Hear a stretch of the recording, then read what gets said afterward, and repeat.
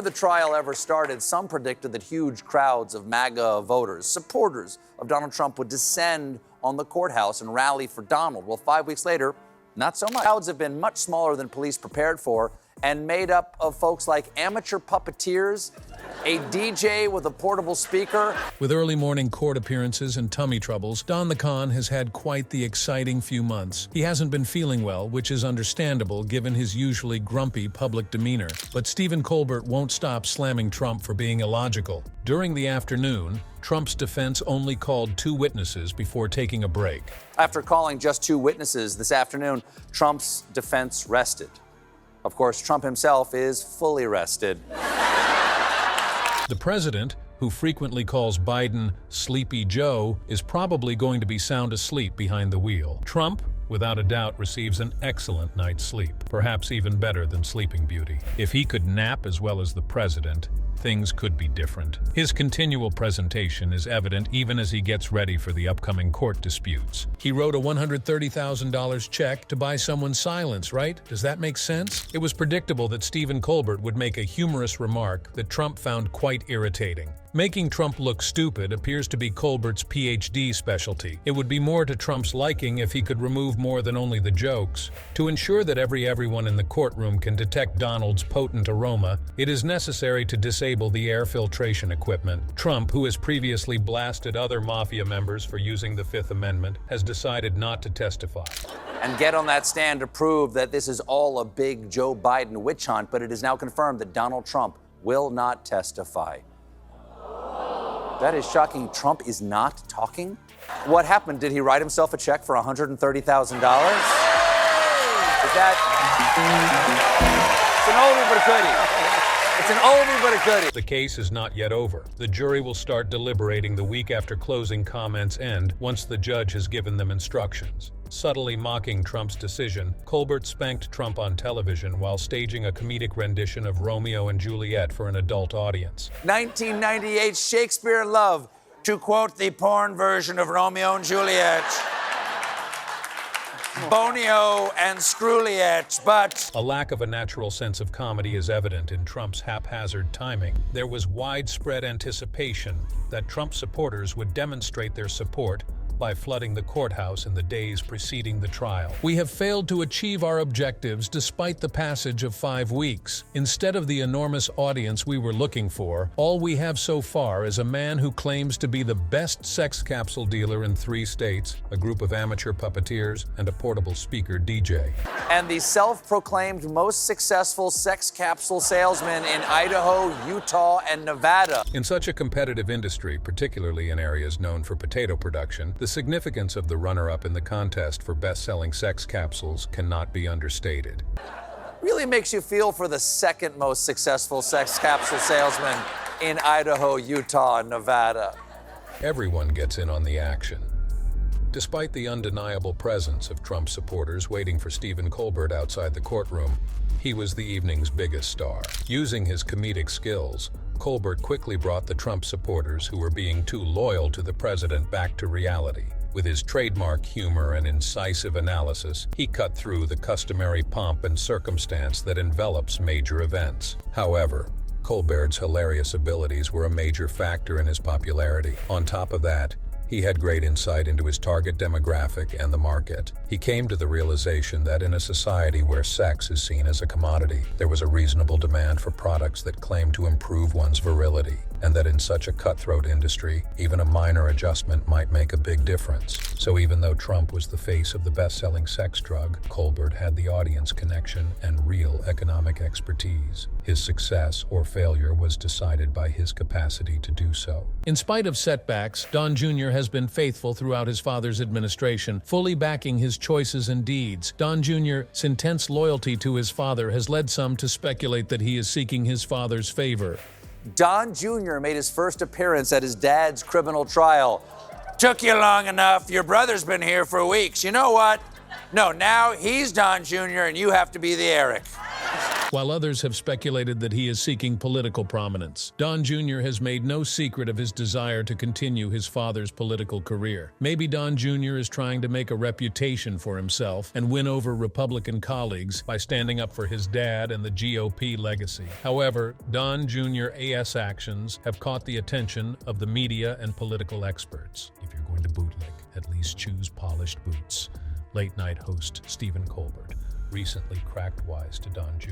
Even though it was probably a jest, it shows how many people thought Don Jr. was sycophantic and needy. It doesn't matter how much people make fun of him. Don Jr. is still a big deal for the Republicans. Being a staunch conservative, he has become even more prominent since his father's exit from power. Don Jr. is unwaveringly dedicated to the Republican Party and eager to carry on his father's work, even as he forges his own way in life. At the start of 2024, former President Donald Trump faced a multitude of obstacles. One of his main worries was that Truth Social, his social media company, was losing money. In the first 3 months of the year, the platform suffered a catastrophic loss of $328 million. It's Truth Social, which we might not have to think about much longer because in the first quarter of 2024, Trump's Truth Social lost $328 million. The Trump campaign took a huge financial cost as they had invested so much in the platform to connect with supporters directly rather than through traditional social media platforms. He lost a lot of money because of the setback, and it made people wonder if the platform will be there for long. It was Trump's unwavering goal to see Truth Social succeed.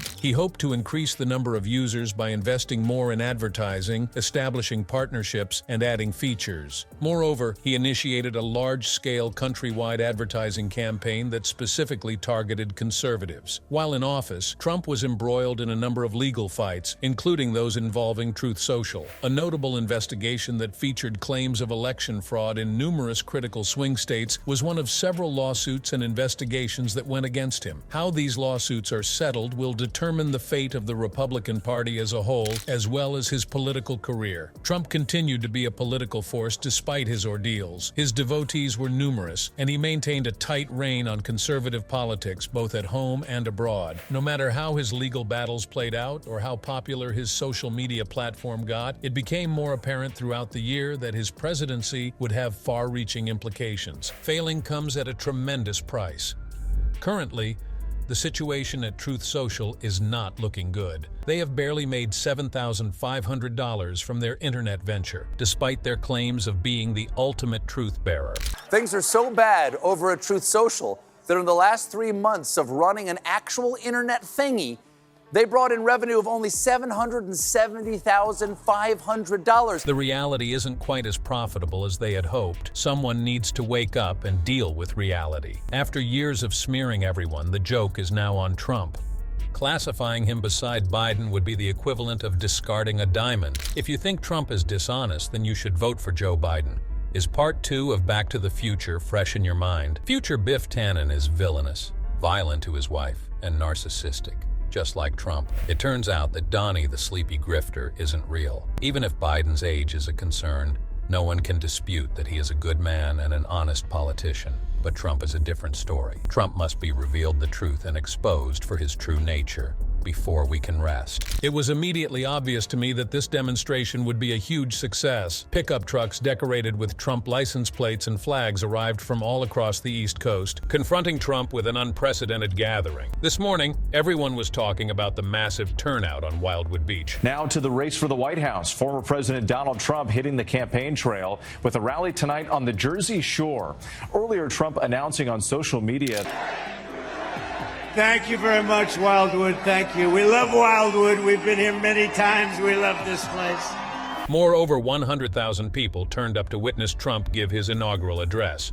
According to some estimates, Donald Trump's campaign was set against the famous Wildwood Boardwalk. The town's administrators are estimating that 80,000 people will show up to the dunes this afternoon to see the show. With Trump's first event in the area since his 2020 re-election campaign, Saturday was the big day in Wildwood, North Carolina. Even though his loyal fans were let down by his reappearance, he wasted no time launching into another one of his notoriously furious tirades, this time criticizing Biden's immigration policies, student protests, and the economy. He was equally critical of the jury who deliberated his case. Trump was overjoyed by the turnout at the start of the rally, regardless of how old the subject matter was. Reports indicate that the arrival of Trump in Wildwood was met with intense anticipation by the locals. They couldn't control their joy, so they started selling street goods. Some were so intent on getting the finest views of Trump that they even set up tents on the promenade. With all eyes on the evening's events, the atmosphere was electrifying with expectation.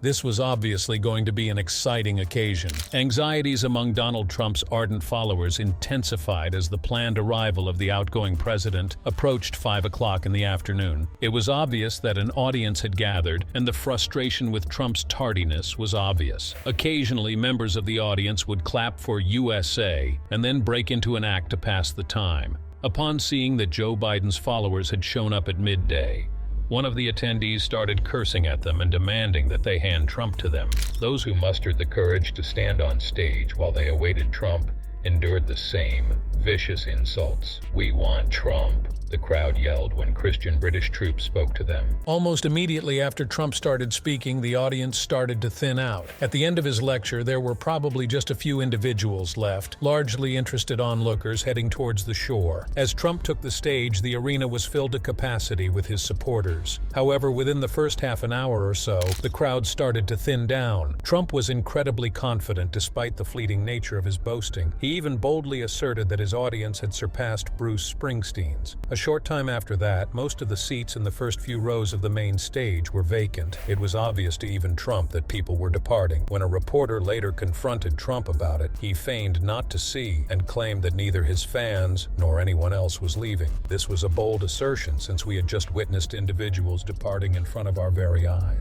After spending the greater part of a day traveling to and waiting in line for a Trump rally, I can say with confidence that it is an unforgettable experience. As the event commences, a random man paints the American flag on stage while "America the Beautiful" plays in the background, laying the groundwork for a succession of surprising moments. Later on, a picture of a ripped Donald Trump donning a 47 number suit is revealed when the flag is lowered. Nonetheless, the best is yet to come. The crowd gets quite rowdy as soon as Trump steps onto the stage. The early departure of participants from Trump's gathering is hardly shocking. Donald Trump's campaign speech was a sight to see. The lengthy string of obscenities that followed the numerous reasonable assertions confused many. Even with all the chaos, Trump spoke for an incredible 90 minutes, making even the most seasoned public speakers gasp for air. At the outset of his speech, Trump blamed Senator Joe Biden, his opponent, for the rising inflation rates in the country. You look at the economy, the real economy, not the fake economy.